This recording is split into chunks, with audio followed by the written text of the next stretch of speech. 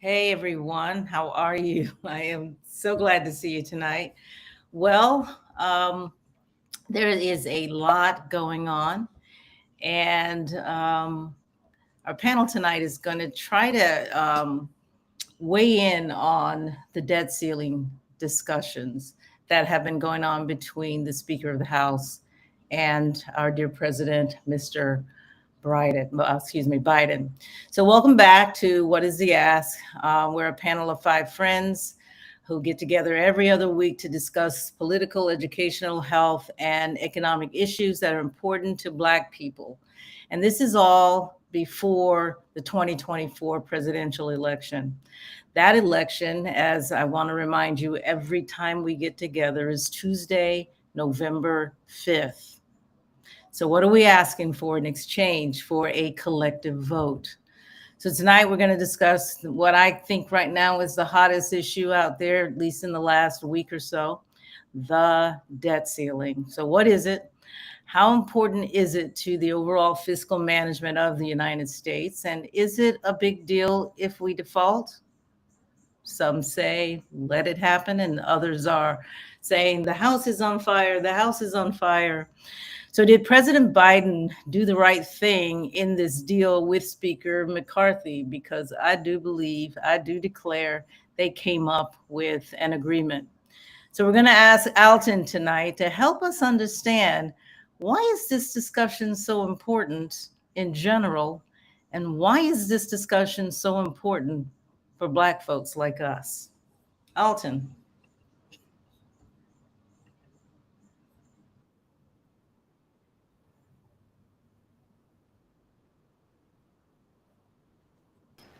The yeah, back in 1994, James Carville gave Bill Clinton some of the best advice that any president's received since Kennedy. Carville told Clinton, "Dude, it's about. I only want to come back after my next life as one of two people, either a baseball player or a bond analyst." And he explained to Clinton how important the bond market is. And Clinton says, "You mean if I look out for a bunch of effing bond market people, I'm gonna win my next presidency?" He says, "Yes." Why is that important? In short, the Congress of the United States feeds the bond markets. Okay? The banking system of the United States needs the bond markets. The national debt is comprised of mostly treasury bonds, notes, and bills, all government debt. If this debt isn't repaid, and the banks hold these debt, okay, the banks use treasury bills, then they take your bank deposits and invest your deposits into these bills to get some kind of return.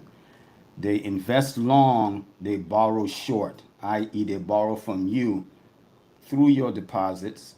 Whether you've got money in a checking account, could be there for 2 days. You cash your check, you take your money out, you invest in CDs. All those monies go into bonds. And if the United States doesn't pay the interest and principal on these bonds will fall in value, meaning that interest rates will have to go up because the interest rates reflect the risk that these bonds are not going to be repaid. And in an instance where the United States defaults, that's the ultimate sign of non repayment. Interest rates go up. Also, you're going to find inflationary effects. Why? Because when people overseas dump their bonds, the cash is going to come back to the US, what little cash there is, and inflate the money supply. That inflation in money supply is what leads to the inflation in the customer or consumer prices that you see on the shelves. So that's another impact.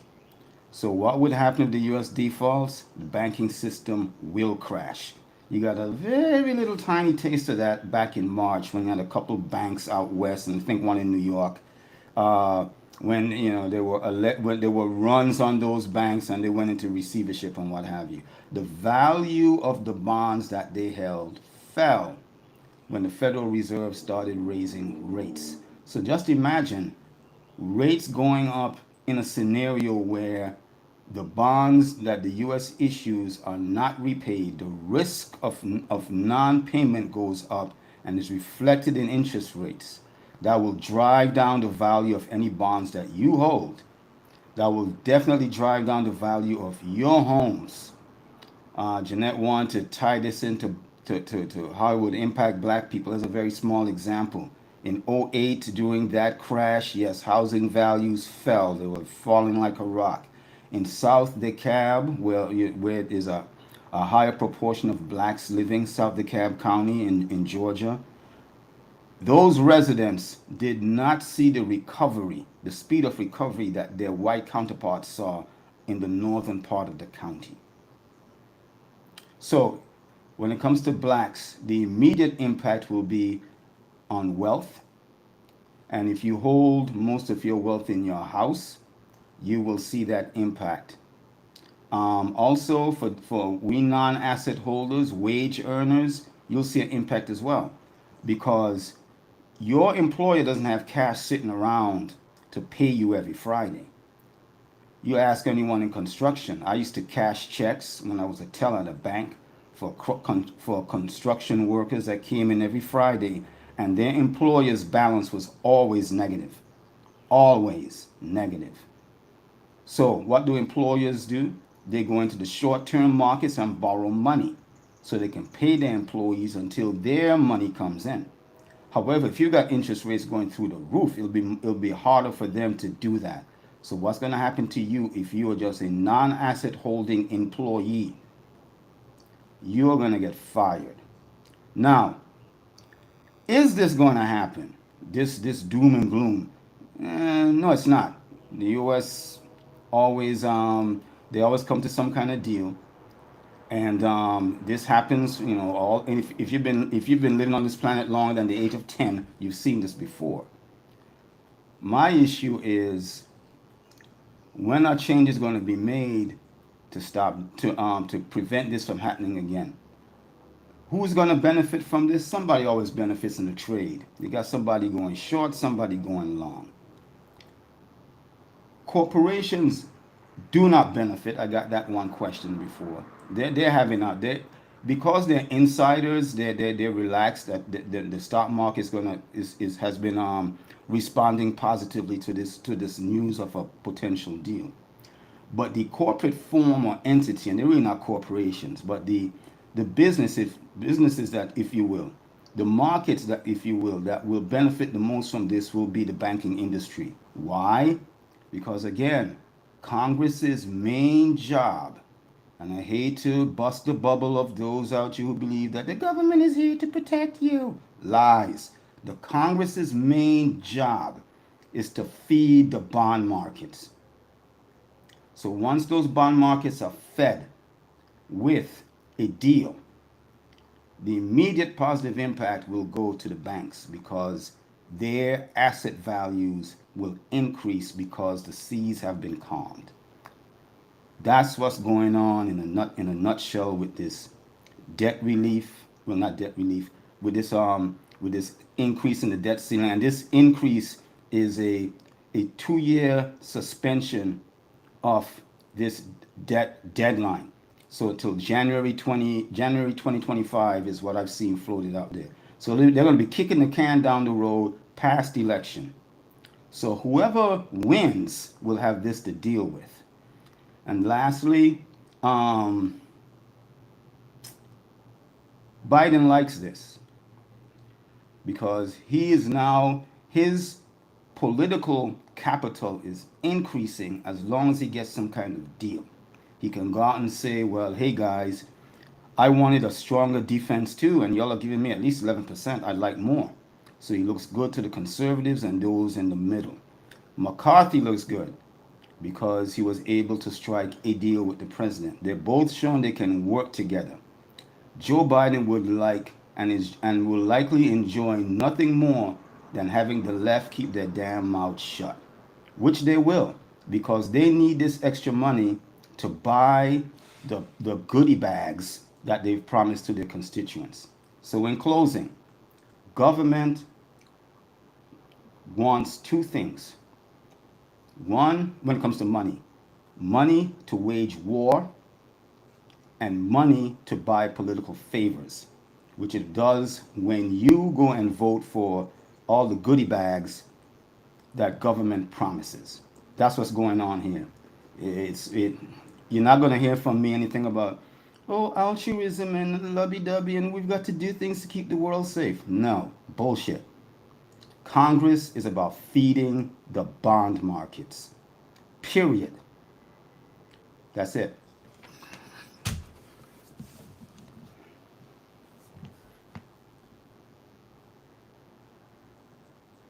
I got some questions for you. I want you to break this down Mm-hmm. for the basic everyday people like me, because all of that stuff sounded real good. No, But it wasn't meant to sound good. It was just meant to sound plain. no, yeah, it sounded good. But here's my thinking: if I was the American government, me personally, Mm-hmm. We've been a better place.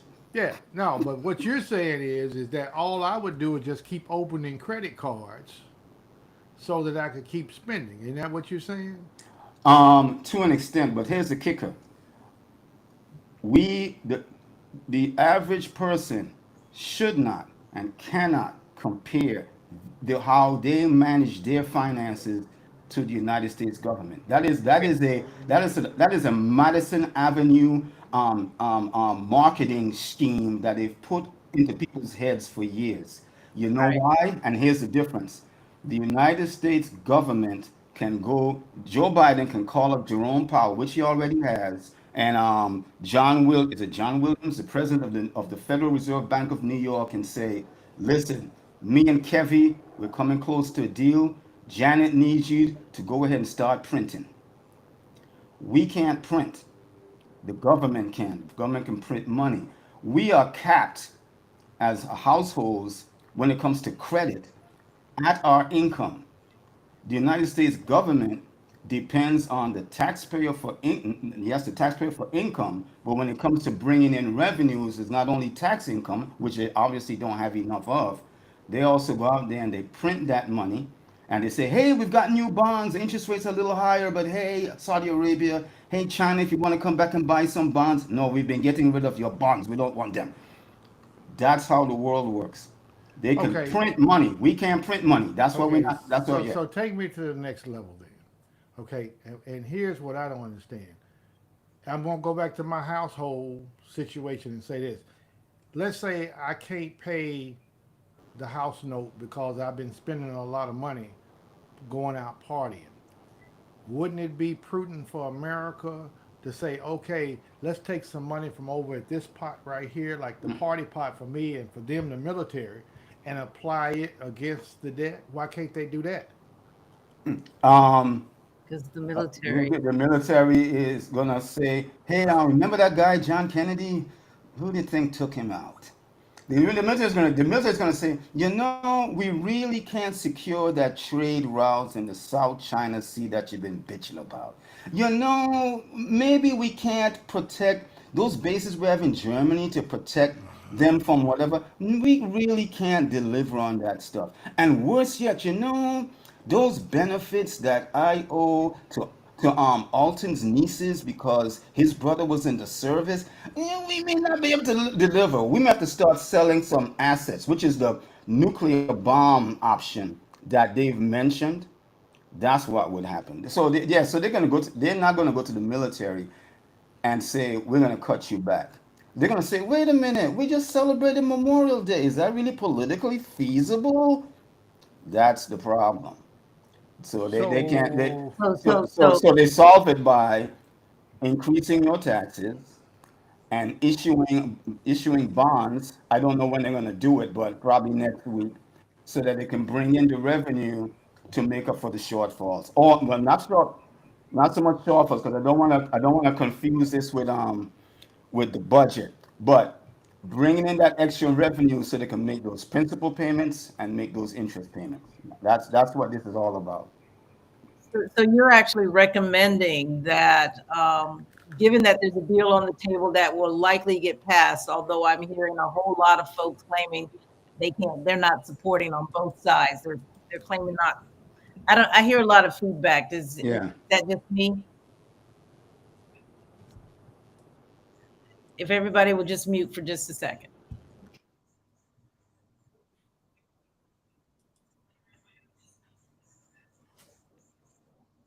Okay.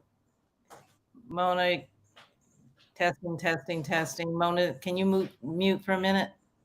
Testing, testing, testing. Now, I don't hear anything. Let's bring Alton back on real quick. I'm here. Quick test. Let's bring Albert back on. Okay, I'm here. Testing, testing, testing. Still good. Let's bring Mona back on. Mona.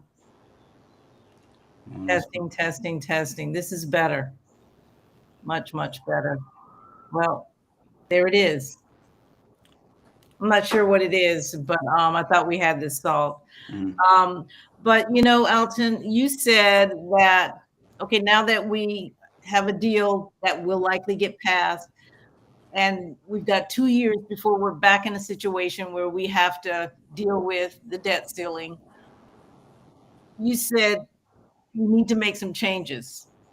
There needs to be a change put in place so we're not back here ever so often to deal with the debt ceiling. What kind of changes are we talking about? You might yeah. Well, yeah, one change that they may want to consider is to go back to how it was done before 1917, where the Congress had to approve each appropriation. And that way, if you're doing what you're supposed to be doing with the budget planning, you're looking at your fiscal year starting October 1. April, you're getting a budget. Supposedly, first week of April, you're supposed to get your budget from the president. And you're taking April, May, up until summer recess to look at this budget. You're also looking at the money you owe and how big your credit card is. And if you're doing any kind of fiscal management, you're saying, okay, look, we need to bring in XYZ revenue so we can make these principal payments because these bonds are going to mature, and we got to make it. And the treasury is going to decide whether to turn them over or issue new debt to cover them. We got to pay out interest. Same situation. How much revenue do we need to bring in order to meet this debt obligation as well as to meet our other obligations under the budget?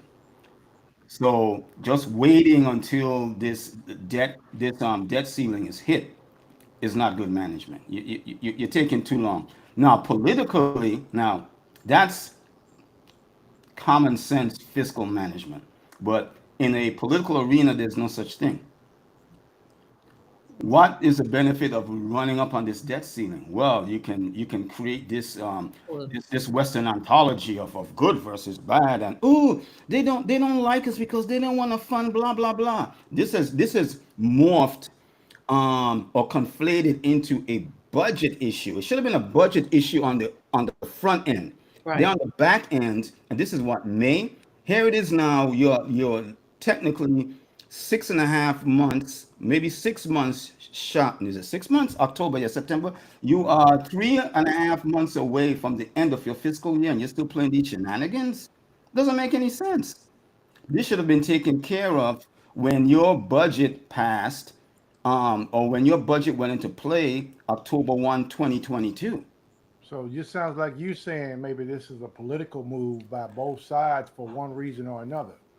They are taking, in short, yes, and I'll expand a little bit. They're taking advantage of this political optic because they can have this good versus evil, bad guy, good guy. This and it's not worth it. Not with a mechanism that impacts the globe's financial security. You don't do that with your debt limit, with your debt ceiling. You can do that with your regular budget. That's what that is for. The budget cycle is for that political gamesmanship. But when it comes, I want to say this is a Republican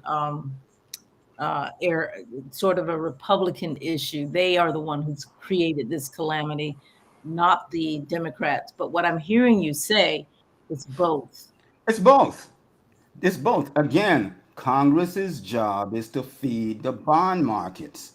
This is not a partisan issue. It looks partisan because we have a democracy. We got two parties. You got the head of the Speaker of the House is a Republican, and then you got the president's a Democrat, and then when the bill gets over to the Senate, you're gonna have this conflict in a split chamber. So it looks political.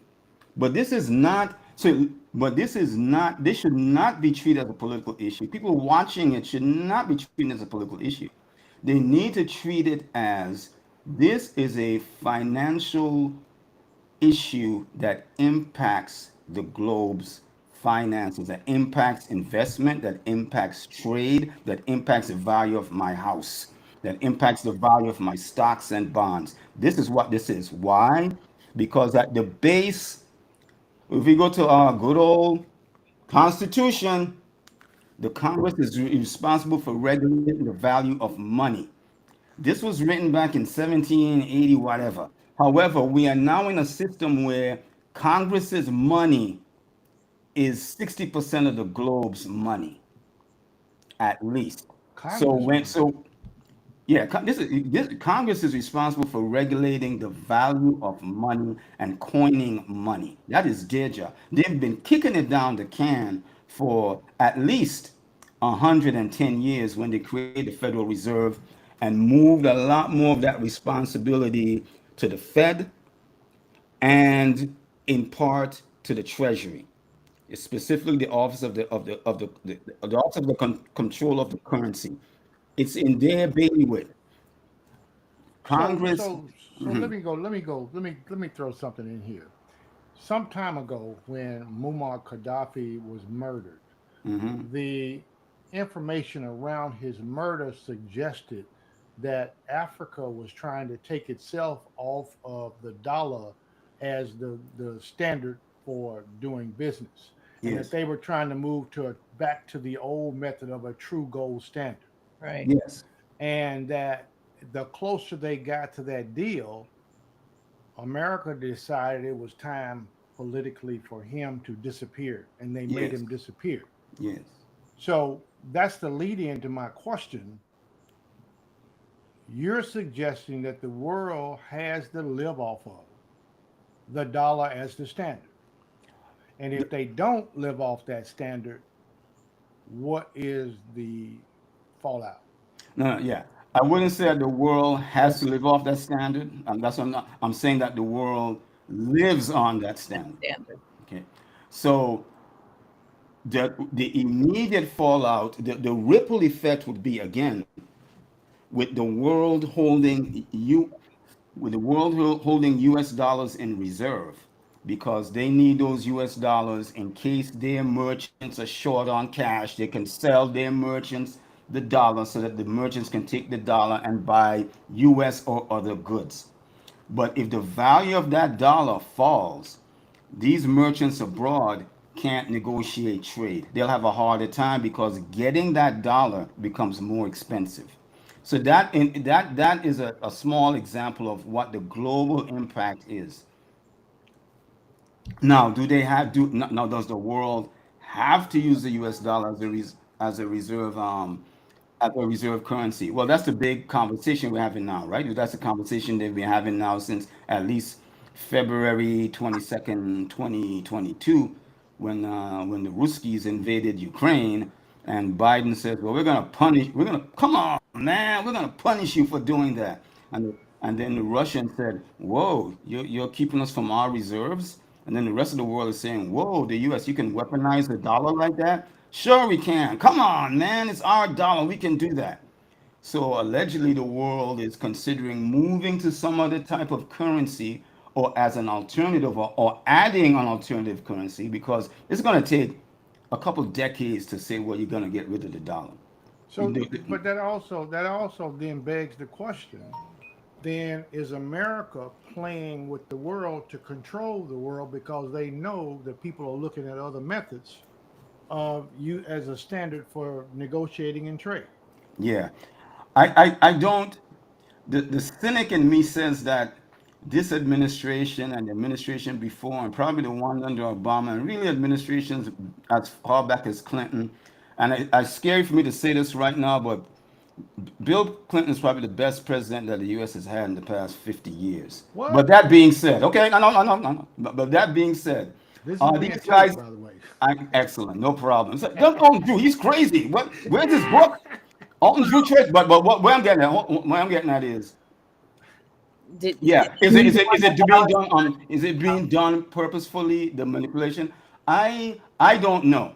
My the cynic in me says these guys are just too damn dumb to do that. And I really believe they're too damn dumb to do that because they don't know the world.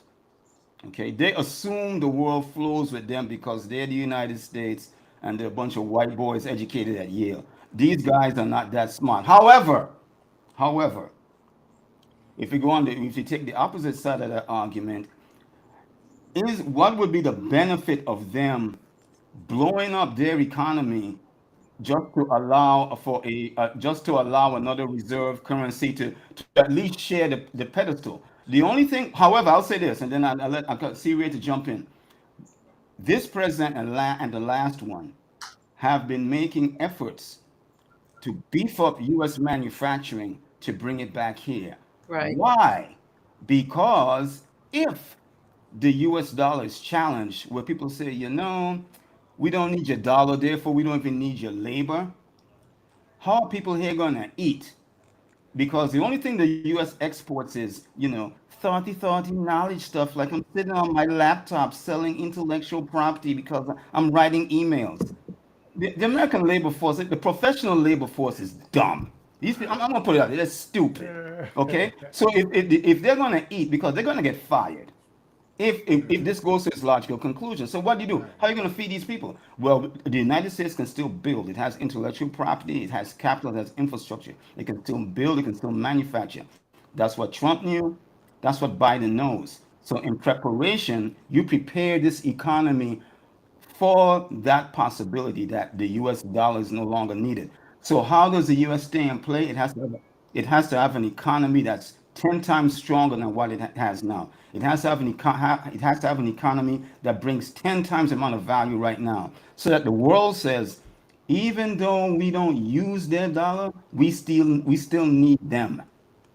Here's That's the the only cynic in me. that's the only saving grace for the U.S. right now. But I don't okay, but I won't be too bad. I won't. Alton, here's the cynic in me. My cynicism says this: America would float this out there and threaten the world, and if anybody challenged them, what's America's answer to anybody's challenge? A bomb, A a bomb. gun, and part of this deal, they increase the military spending That's right. by trillions of dollars. They increased it by trillions of dollars, and at the same time, they cut back on uh, now for to get food stamps. It used to be up to 49. You didn't have to explain a whole lot. You would have to go to work, and anybody over 49, they could just go ahead and get food stamps free. Now they increased that age to 55, so you're gonna put a lot of people in jeopardy who might have gotten laid off because of all of this shift in the economy, and they're having to subsist. So they're going to be hurt. Yeah. Then we got those famous student loans that I told you that Biden never was going to pay off. That's about to come out of arrears. Plus, the question still is still in the balance. Are they going to charge those people interest for all that time they did not pay those loans? So Yes. you got all of that as a threat, and the reality is that people like you and me, Jeanette, Mona, we we are going to know some people very close to us who are going to be impacted by this. They cut back on the IRS agents. They were supposed to hire all these thousands of IRS agents. That's off the table now. What does that mean? Those IRS agents were supposedly coming in to go after the rich and the greedy. They were supposed to go after the big cheaters on the taxes. And Right. now they cut them off the table. And then they're going to probably have some more cutbacks on the Internal Revenue Service along with this. Plus, they're changing the federal government's way and policies of hiring and firing. So I'm saying it looks like a handful of people are going to make off like a bandit on this deal here through the threat. I didn't say they were going to make it happen, but through the threat of this, this is a good little fulcrum kind of thing where you could move and change the economy and still you come out rich. Yes. Like 2008, for instance. Remember in Yes. 2008 when they had that housing bubble and Hmm. folks were selling, they were selling little two matchbox houses for 300, 400,000. Then all of a sudden, the people that bought the houses ended up underwater because their house wasn't worth but 50 cents. Right. And I could see them doing the same. Like I said, the cynic in me sees the same kind of play on this debt ceiling this time as a Yeah. threat. And then any of us who have loans on our houses and all that, we could really be beat up pretty bad. Hmm. Make the market go smaller. Why does the market go smaller? So that the big boys can come in and buy it cheap. BlackRock. Yep. Yep. BlackRock. I mean, Yeah. that's what I'm saying to you. Yeah. Yeah. And I agree with that. That would I can see that as one of the consequences. You drive down values, a homeowner believes all of a sudden, oh my God, I'm poor, my house value fell. Then BlackRock comes along. Don't worry, be happy. Here's a check, Yeah. Yeah. and At look least at you'll this walk bill. away Look, with something. you're gonna Yeah. walk away with something, and BlackRock has a home that they're gonna turn around eventually and sell it for more than they paid for. They don't care about the old value. Right. BlackRock, if they give you 50,000, if they go ahead and they can sell it for 150,000, even though the house is worth 500,000, BlackRock is making 3x, and that's all they care about. So, Alton, how does Joe and Jane Citizen Hmm. that turns on their tube and they're watching Fox News and MSNBC, CNN, whatever, Hmm. how do they understand what is happening and not feel that, go ahead, let it happen? Don't take my food stamps, if you will. Um, how do they understand what is happening at this point and what side, if there were sides to choose, what side they need to be on? Because Mona mentioned to me NAACP has put out their position on this. Mona, you want to talk about that? And how do we as voters um, in 2 years evaluate what has happened and who deserves our vote as a result of keeping America rolling forward in a way that um, it wins for everybody, Hmm. or at least most of us, or at least the country. Yeah.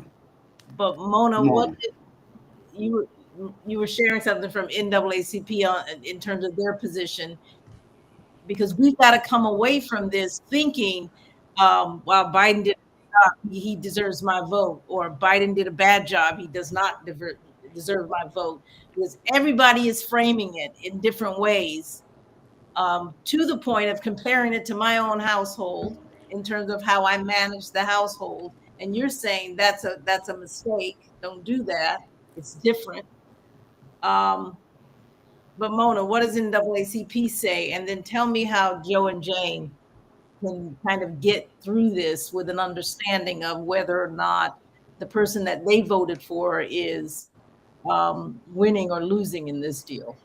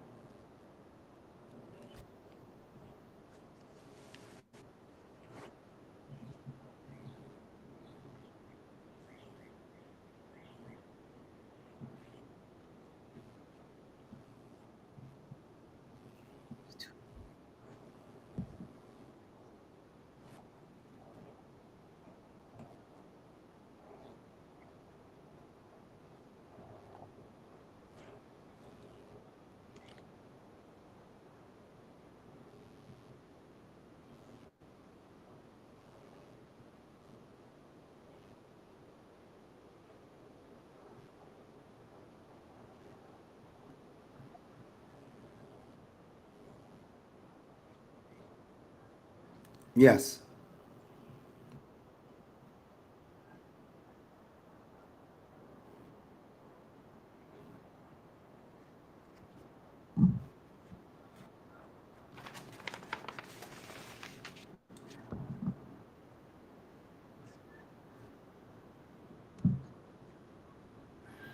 Um, well, actually, I believe I don't have the numbers in front of me. The United States owes a significant portion of its debt to itself, and then after that, it owes a significant portion to the Anglo countries. You better throw China Um, in. You better throw China in there well, also. yeah, China is actually number 14 and dropping because China's been selling off U.S. debt since 2010. Ooh, And oh, oh. So they. that's something, yeah, they've been easing out of this shit for the past 14 years. So now, So that would you call that? Would you call that some early warning signs? hearing what I'm hearing now, especially with the past year and a half with this war in Ukraine, that's an early warning sign because again, these people think 50 years ahead.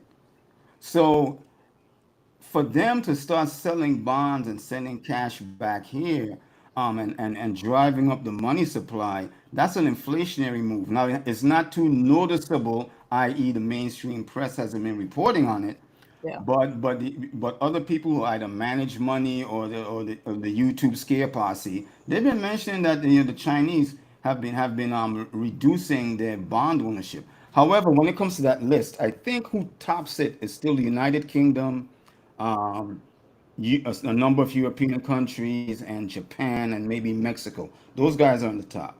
The Asians don't play in that space too much, even though China they're a saver country. They're not or what you call a creditor country. They will lend you, i.e., buy your bonds. But now they've been slowly reducing their position. So that's what's going on with them. I think Mona was asking me, or somebody was asking me something else. I got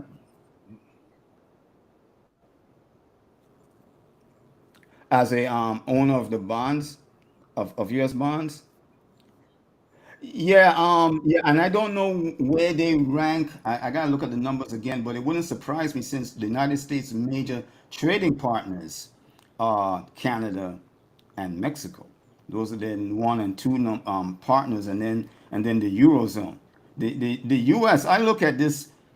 If I expand a little bit, I look at this currency situation as a currency war because credit is currency. Credit underlies currency. Hmm. It's a currency war between North America, i.e., Canada, the United States, maybe Mexico, Europe or the Eurozone, and now Asia, but really China. These are the three, and you got the Europeans sitting between the two of them saying, "How am I going to play these guys off?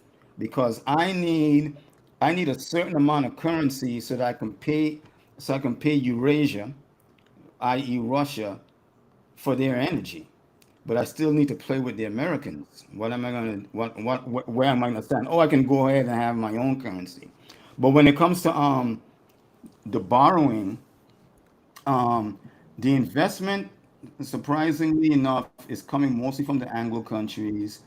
Again, China, and you hear a lot of talk about China, China, China. Oh, the Chinese are blah blah blah. They're not that high up on the investing in the U.S. bond list.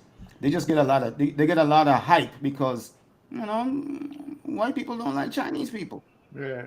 So okay. So let's take another turn here, and and answer it from this standpoint.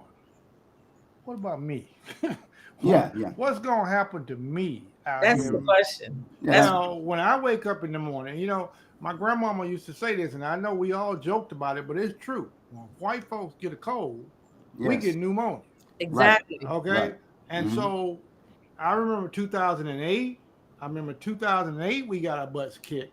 Yes, we I did. remember even there was another time scare before that we got our butts kicked the same way, Yeah, and because in fact I was about ready to move to Florida, and then we found out down there, Jeanette, they were putting in what they call Chinese drywall in the houses in 2008 to be Back in. cheap, Yeah, and the houses were so full of fumes and gas all the time. It was eating up people's nostrils and killing them and Mm, stuff. So we got screwed on two or three different levels. So yeah. my question is on this right here, with Mm-hmm. all of these tax cuts, with all these student loans that they thought was going to go away, that's not going to come back bigger than ever, with all these less government jobs, which means for us as black folk, that's the foundation of the wealth for a large segment of the black population is Yes. government jobs, whether or Government not job. you're a teacher, legal, or any of the other workers that go along. So Mm-hmm. what's going to happen to us? Yeah. That's what I want you to talk about. The very short answer is the amount of bonds they're gonna have to issue. I don't know. It's gonna be an amount such that it allows the U.S. to take that bond revenue and keep paying its bills, right? However, the new issue is going to have an impact on interest rates. Interest rates will go up. So as interest rates climb, when it comes to blacks, I think the ownership rate is around 46%. I think I have to check that.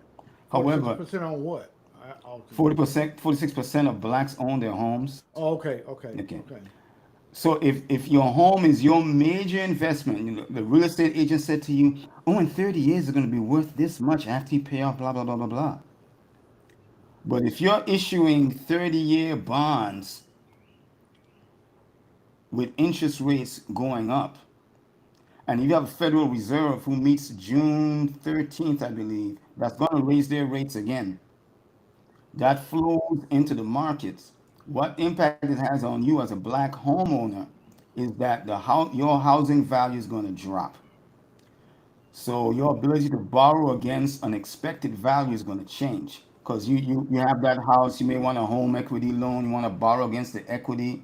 You may have less equity to borrow against. That's in the financial space. In the employment space, right? The government's going to be saying, well, our interest payments went up. We got to work that into our budgets. Everybody's going to take on that cost. So we're going to either have to, if you're retiring, don't think about coming back. Retire now. We're going to offer you some payouts or what have you. If you think about how getting on, forget it. We can't afford to keep you. Or even if you're not near retirement, we still can't afford to keep you because we've been diverting tax monies to interest payments, so we can't pay to keep you on board.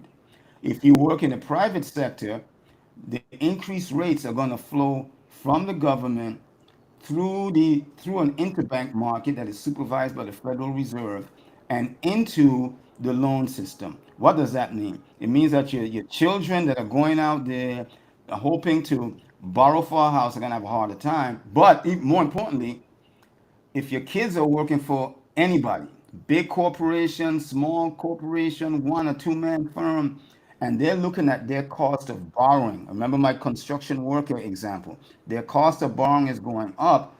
They're going to have to make the decision that the restaurant owner had to share with young Vito Corleone. He said, Vito, I like you, but I got to let you go because Fanucci wants me to hire. Fanucci is the higher interest rates, and it's going to force the baker to fire Vito.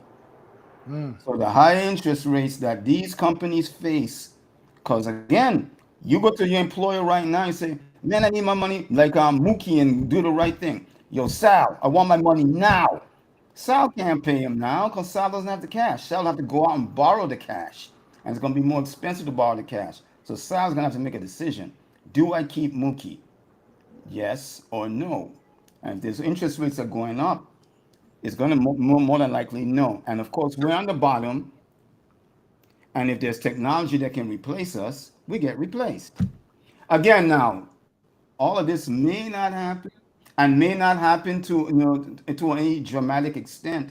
However, I think people, listeners, and viewers need to keep in mind that again, anything that happens in the financial markets, you got to keep your eye on because it trickles into your house and onto your kitchen table. So is avoiding the default is that the thing that had to be done? Do you agree that avoiding the default was the Mhm. priority over these compromises that were made. If I had to weigh which one, Yeah. avoiding the default was the priority.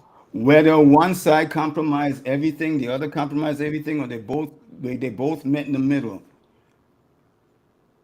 avoiding the default was tantamount. Nothing else matters.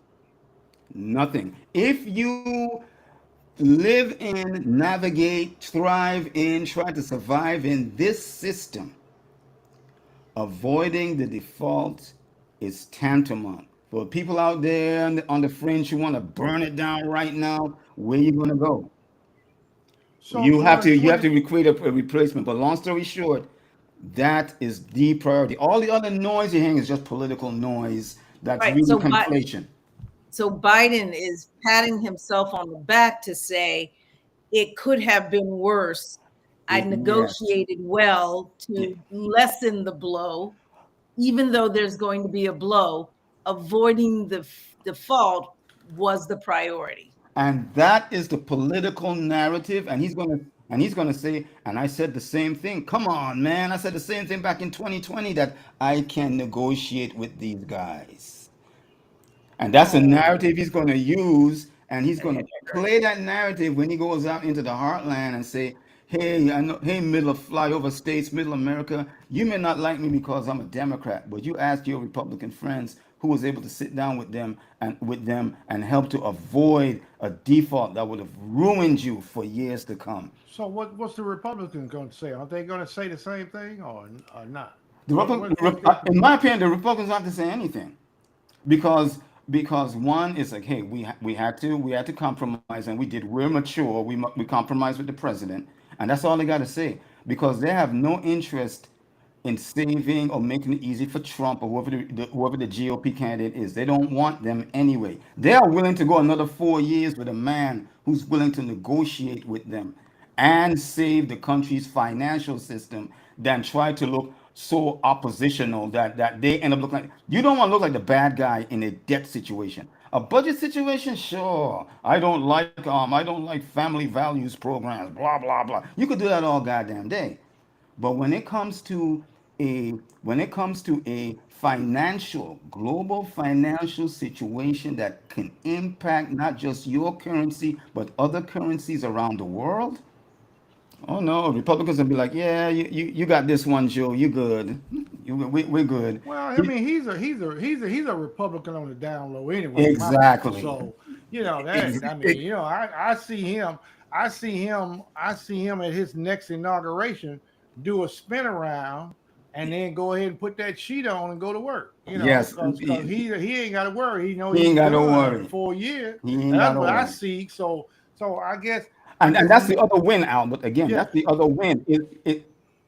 And All right, I'm going to Mona. okay. Go yeah. Mona. Go Mona. Yeah, Go. go I'm on. talking Sorry, my crazy. bad. So I'm sorry.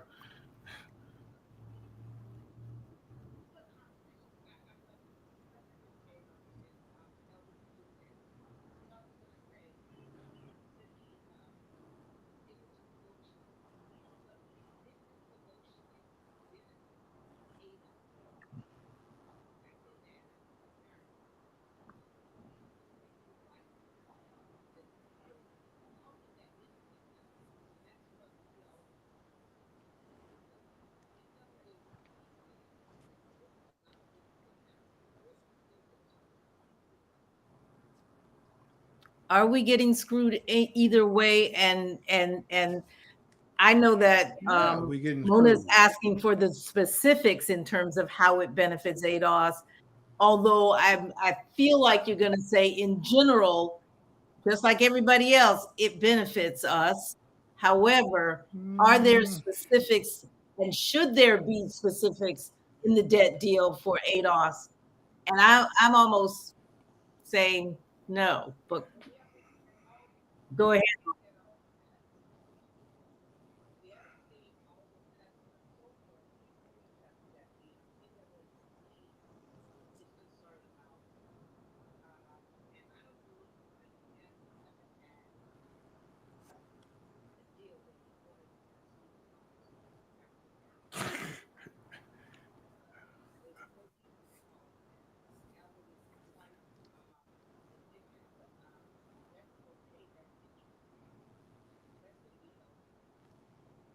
I'm telling you, Biden held us in check. He started out right off the bat, and when he called all the black quote unquote leaders together and said, "Look, y'all, don't ask me for nothing. Don't ask me for nothing. I did all I could for you, and you done for right now. So you need to go sit in the corner." Then he came back and said, "Okay, I got a bigger scam for you. I'm gonna come and save your soul because I know your students are in debt. They still living at home with you because they can't live out on their own. I'm gonna take care of them too." And then when the Republicans turned it down, he turned around and gave them a high five and said, "Yeah, thanks. You took care of that lie for me. I don't mind lying to them, but I don't want to have to give them nothing." You see what I'm saying? I don't want it to give. And now, under the cover,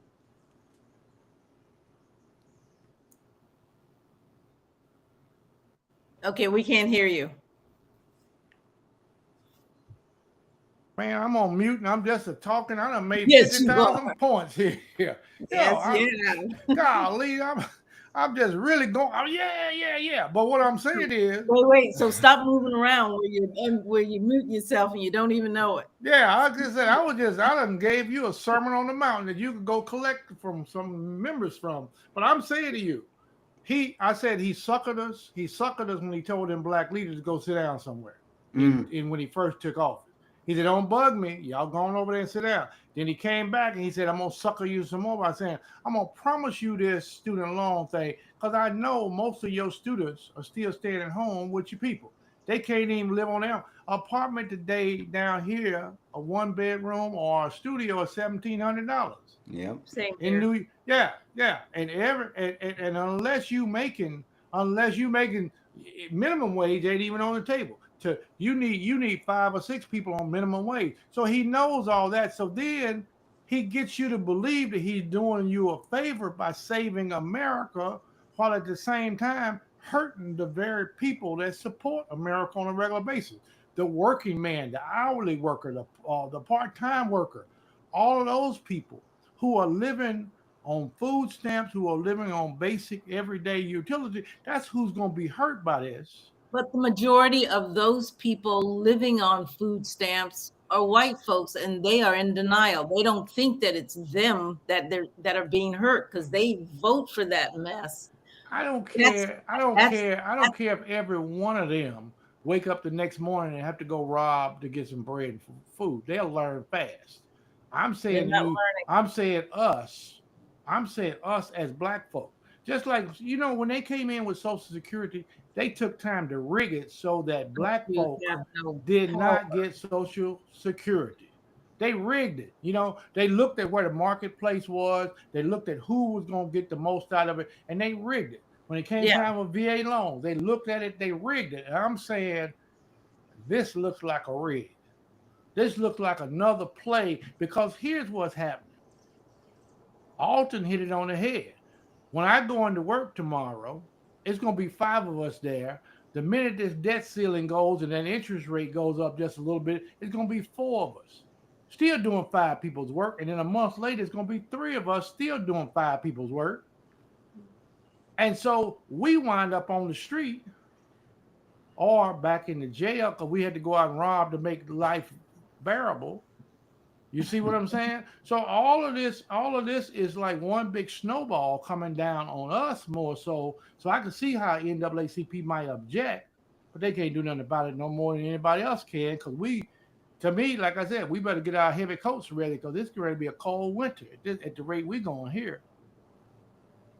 So is this good or bad for us? Alton? I hope you weren't asking. I'm not asking. I got the gist. Gist of what I'm saying. I'm gonna say, you mean I did all that ranting and raving and you still don't know?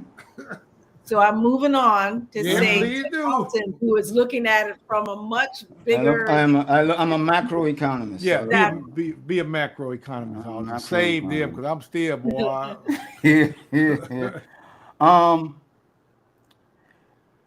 The short answer, it's not good for blacks.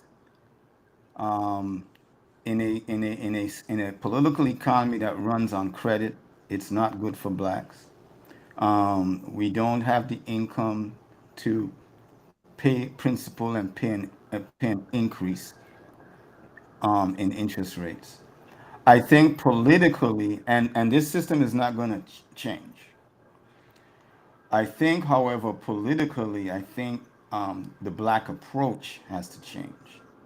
And the only way it's going to change is if we see it's political economy. Okay. That's what it actually is. And we focus a lot on the politics because we know it impacts our economy. But now we need to take a different approach to the politics, which will require going through the economy. And what do I mean by that? Blacks have that bond market I talked about at the beginning of the show. Blacks have to take a piece of it.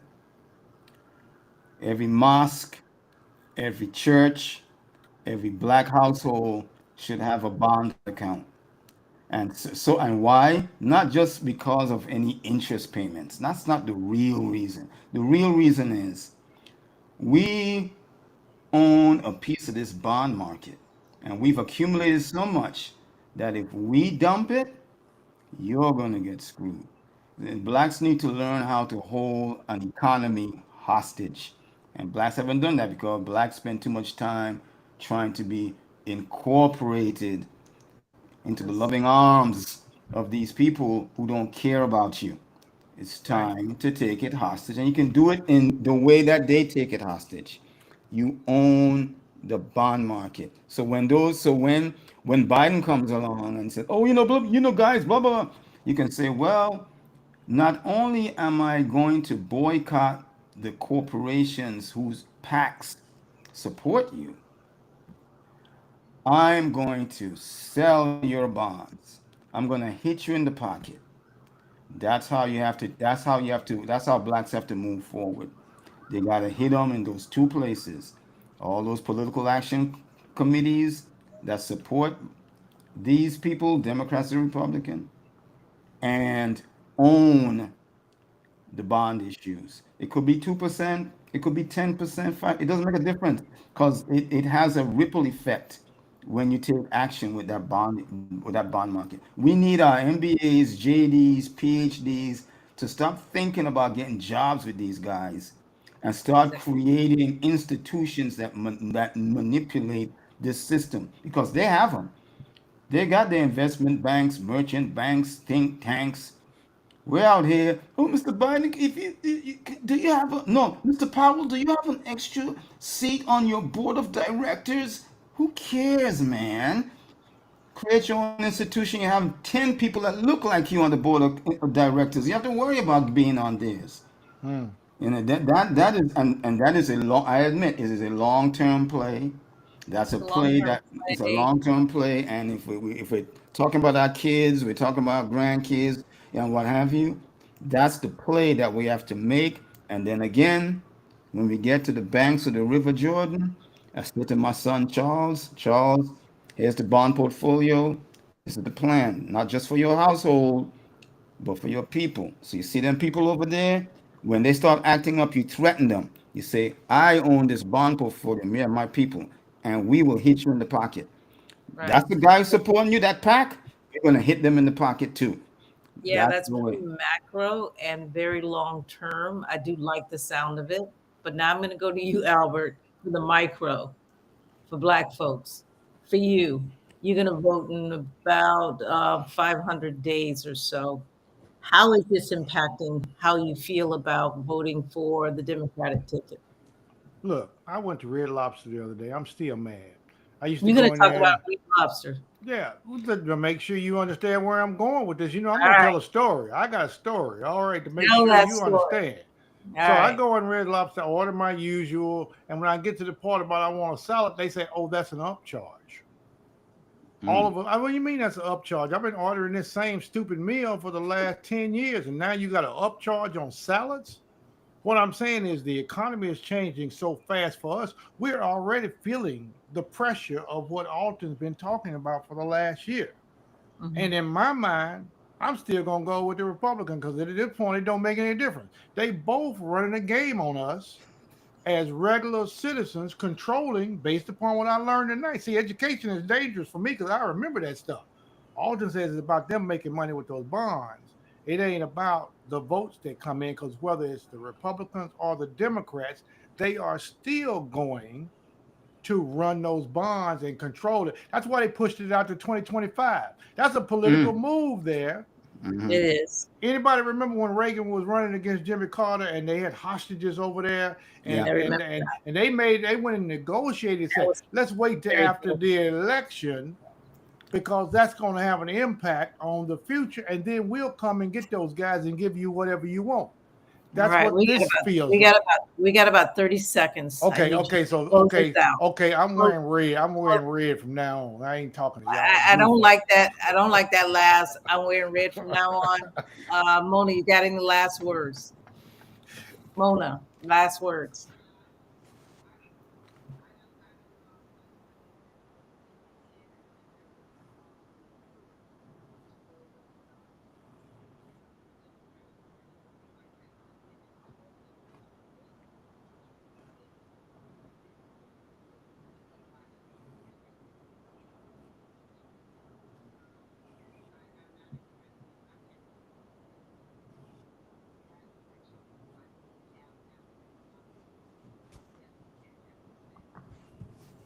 Yeah. And that's it for tonight. Alton. You ain't gonna let Alton say nothing? Alton. I'm in Georgia. I'm a blue dog Democrat. Alton went macro, but Alton, I'm a blue dog Democrat. excellent summary and great explanation. We really appreciate the time you took to help us understand it. I hope the audience also got a better understanding of the debt ceiling and what it means to all of us, what it means to Black folk. Albert? Hey, see my gang sign? These my gang sign, my blood sign. Keeping us real. Keeping us real. So. Hey. All right. All right. Peace out. Peace See you out. guys. All right.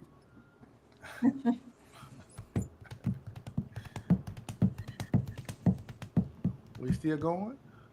You know, I'm serious. Based upon what Alton gave a outstanding set of information tonight, which changes my mind, because I was trying to lay this thing out like it was my home, and he corrected that in a heartbeat. Mm-hmm. Okay, so I'm like, man,